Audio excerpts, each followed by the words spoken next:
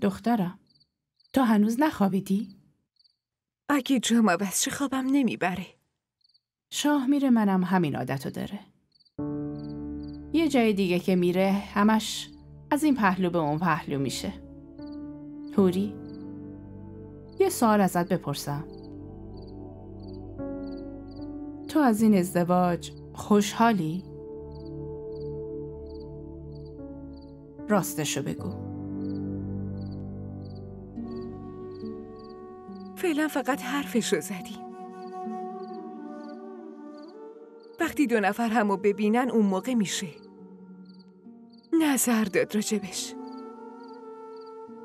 الان چی میتونم بهتون بگم؟ حرفت کاملا درسته.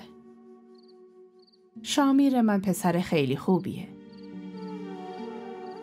نمیخوام کوچکترین مشکلی تو ازدواجش باشه. اگه تو خوشحال نباشی، شامیرم خوشحال نیست.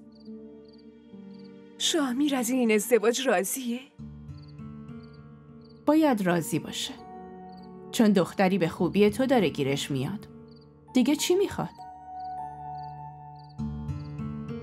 از قبلم میدونست که قراره باهات ازدواج کنه. وقتی شامیر اینجا میرفت کالج، با یه دختری دوست شده بود. ولی رابطه‌شون پیش نرفت. چون همون اولش گفته بود که نامزد داره. پس اونم یه جورایی مجبور به این ازدواجه.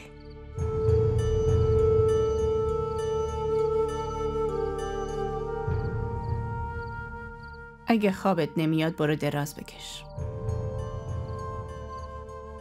وگرنه اذیت میشی. فردا صبحم باید برگردی. بیا. من میتونم تو اتاق شما بخوابم؟ آره بیا.